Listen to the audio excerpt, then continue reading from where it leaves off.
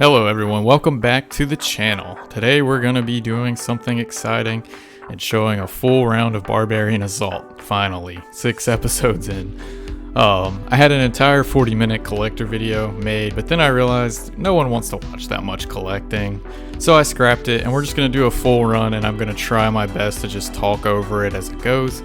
I might take one pause to explain a part, but I'll try to make that interesting.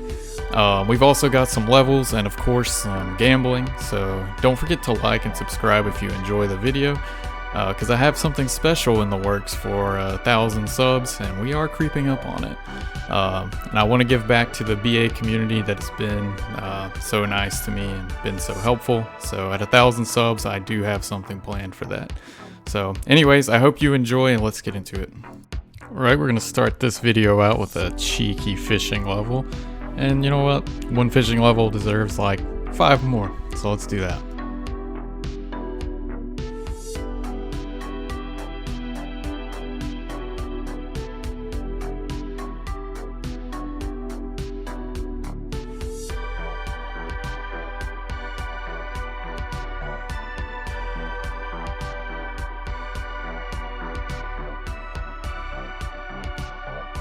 And that's 70 fishing done. It's a good stopping point.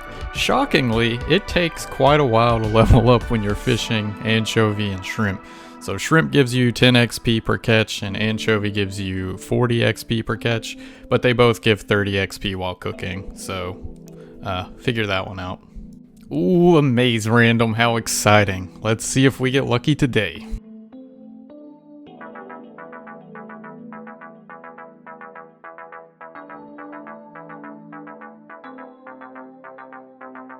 And nothing useful.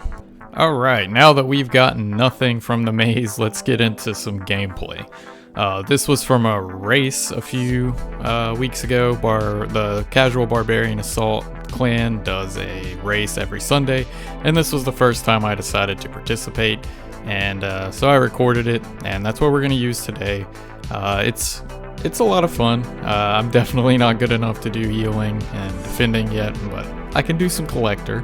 So I'll do my best to talk through what I'm doing in the clips. If you've never played Barbarian Assault, like past getting a torso or whatever, it's probably going to look pretty strange, but I'll do my best to explain what's happening. And we're going to take a break at wave 9 and explain a weird mechanic that I hope you guys will find funny or enjoyable or just interesting. So let's get into it.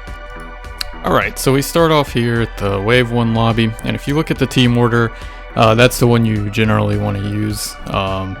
Both attackers, healer, collector, defender. It'll just spawn you closer to where you need to be, so that's generally the way that you do it. You would also discuss strats in this lobby, like what wave extensions and all that, but we'll talk about that later.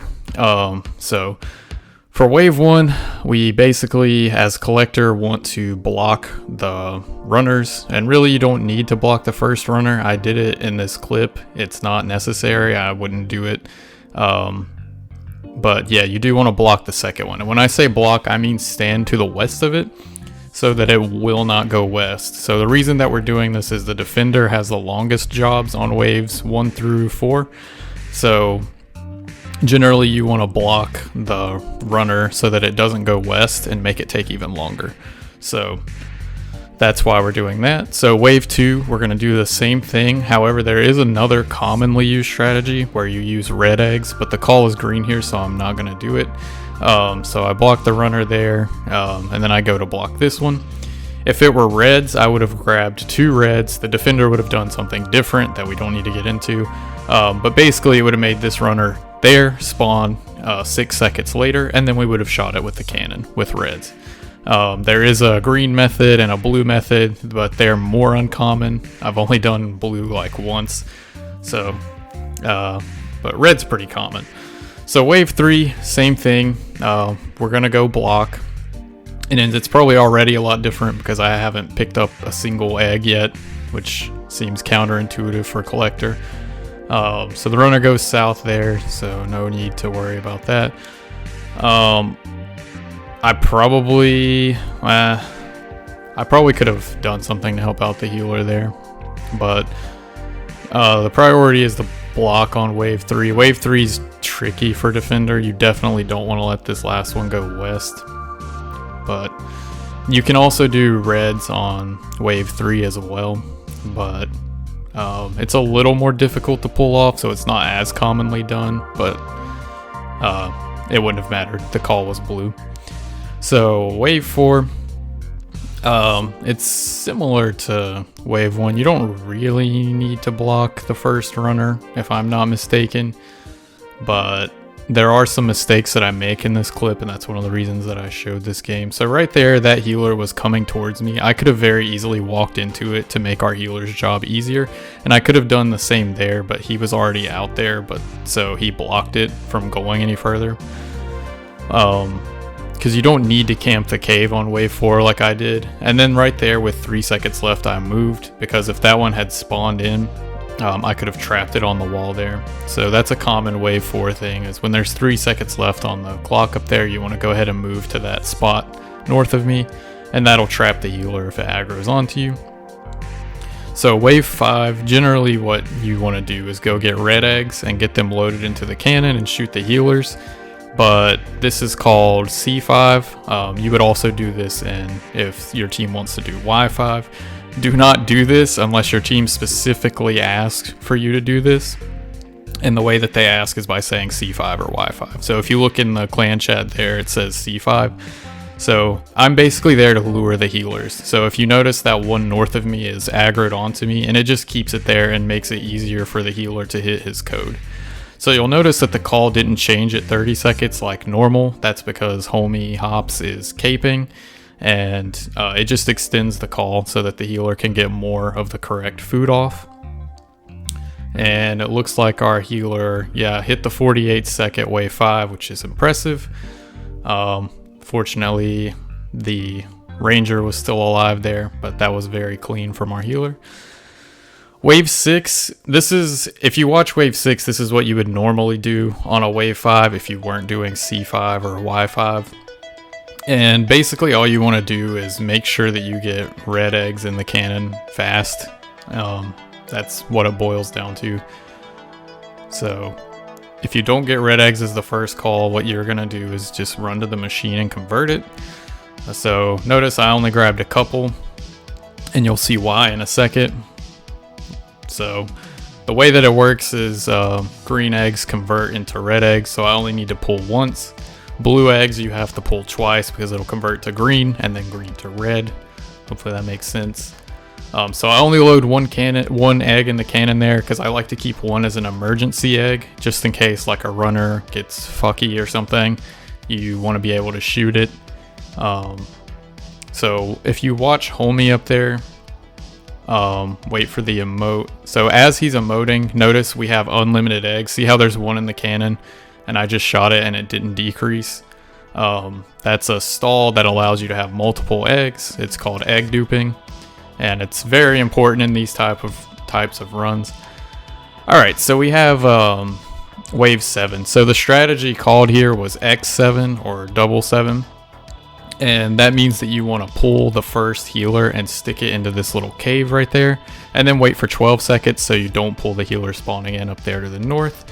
And once you're clear, you go get a red egg. Just like on wave 6, you want to have those eggs loaded in the cannon so that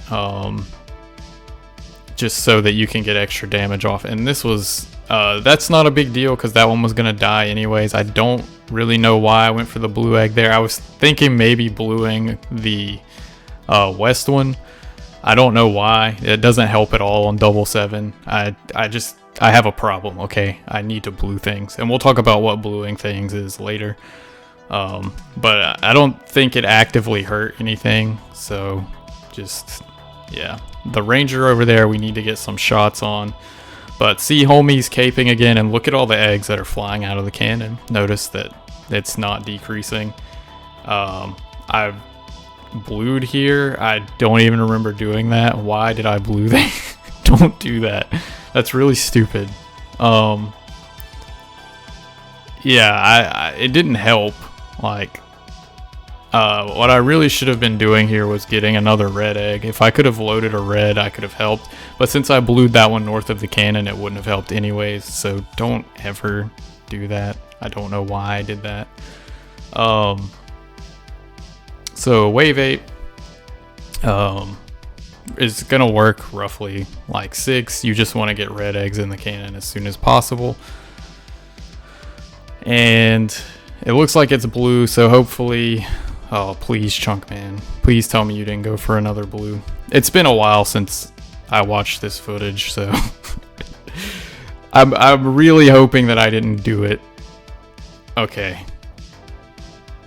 Oh, look at it. I thought about it. Look at that. I'm a monster. I need to stop. So really, I should have gotten more than 3 blues there because there is only an 80% chance to convert. So there was not a high chance, but a decent chance I could have lost them all. But see, I even kept a blue egg. What is wrong with me? What is wrong with me? Look at me. I'm looking for it. No, there's no need for that in this situation. It would be nice if I could have hit the first reserve or the first healer that came out, but that's just not going to happen. There is a strategy where you could do blue 8, but I mean, no, not in this run. So bad Chunk Man.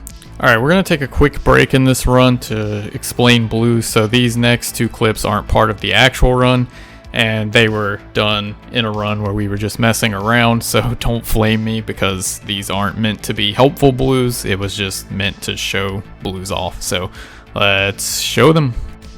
Alright, let's take a quick break to talk about what bluing something means. So watch the healer to the east of the cannon. See how it's kind of getting low? Well, I'm going to shoot a blue and to make sure that it hits in the same tick that it dies. And what that's going to do is the healer will die. That counts as a death, but now it's back to life, which means that our healer can kill it again, or we can shoot it with a cannon. So you can actually make it count for 2 kills, which sounds great. Like why wouldn't you do that all the time? Well, the caveat is it has to regenerate 1 HP. So see how that hit a 0 there? That's because it's sitting on 0 HP. It technically can't die until it regenerates 1 HP again.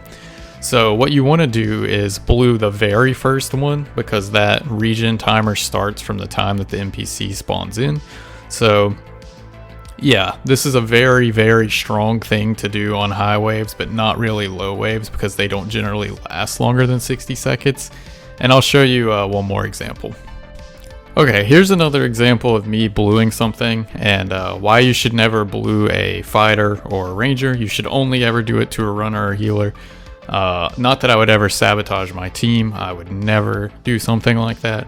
But this is what that might look like if I were to do that. So watch this ranger up there to the north. This is incredibly hard to time because you have to predict the RNG of the hits and the bow hit. But I somehow hit a blue there. And yeah, I'm laughing hysterically to myself, and you'll see why. I missed that one because he poisoned it and it threw me off. It was off-putting. That would have maybe been a helpful blue, probably not. So that ranger is alive. Just like in the last clip, it can be killed again. But notice that it didn't count for the kill up top. You see, it doesn't say all rangers are dead. So now we have to wait for that thing to regen a full HP. I take advantage of that because I know what's happening, and so I spam ranger, and just so I can mess around with my attacker, see how he tries to attack it but nothing happens. Now he realizes what I've done, so I drop an A Lamau, and notice that I didn't say Kobe before I took the shot. You usually want to say Kobe before you do that, but if you get to advanced levels you don't have to. So we're still waiting on it to regen HP, and it finally does, so it can die.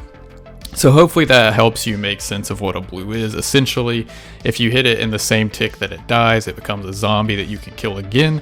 However, only really useful on healers and runners. So let's get back to the actual run now and see it in action.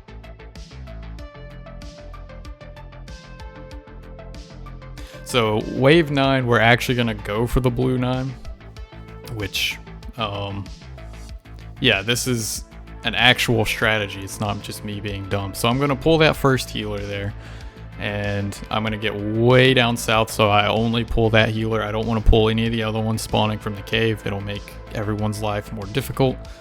And the idea here is to get a blue loaded into the cannon and to blue this healer. I'll probably have already had a segment added in about that.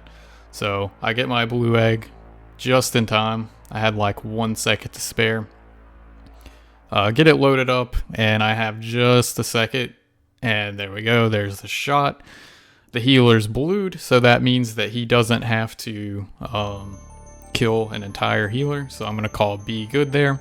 If you weren't doing blue 9 or B9, then you would just do what you did on wave 6, 7, 8. If you're not doing double 7, just get a red egg in and shoot. So if you notice, since I have a blued healer, it has 0 HP, so it can't regenerate. So my reds really aren't doing a whole lot here. So I probably could have attempted to move that healer, but I don't think they really moved that much. So you see that full health reserve on the east? That just spawned in. It's maximum health. He hasn't poisoned it yet, and it's heading southwest. But watch, the one on the east will die. So we saved an entire healer by hitting that blue. So that's a pretty good little time save. That's why blue 9 is strong. And we get reds. So queen wave, it's going to look a little different from a normal queen wave. We're going to do this with 1 egg because the main will stall when we load the cannon, and it's pretty much going to work the same way as on the other waves. While he was using the cape, we had unlimited eggs or egg duping, and we're going to do that on this wave. So there are a couple of strategies you could go for. You could go for a YOLO blue 10, very uncommon. I've done it a couple of times just to mess around, but never in like a serious run. So yeah, just get your reds like any other wave. So if you want to summarize the collector role so far, wave 1 through 4, you're going to be a blocker unless you do one of the red strats, or maybe a blue strat if you're really spicy. Waves 5 through 9, you're a red egg factory most of the time, unless you use any of the other strats I said. And we did use a lot of those strats in this run, which is why I wanted to use this, so it wasn't just 5 waves of get red eggs. But see, that healer spawned up there, and it wasn't lured onto anyone, so homie is saying get because he wants someone to go get it so that it's not aggroed onto the healer. Because if you notice, if the healers are aggroed onto you, they're stuck at the cannon.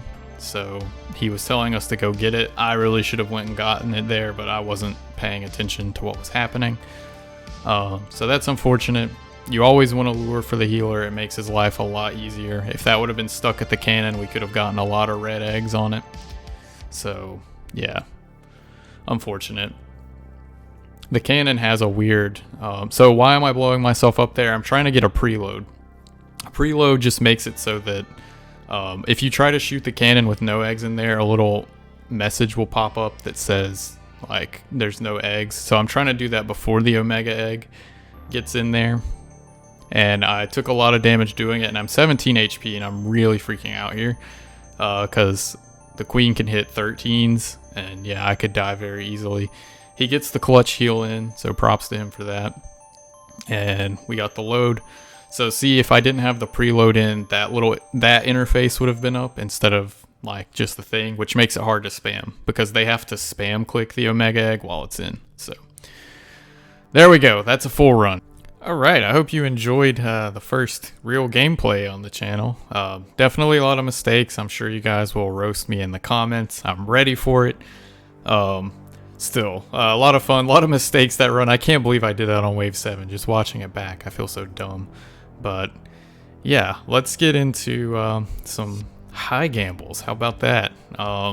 So I did get a new PC, and when I swapped over, I forgot to turn on screenshot high gambles. So there's gonna be a couple of gambles missing, but as punishment for that, I'm gonna throw in an extra 100 gambles. I think that's fair. So let's get into it.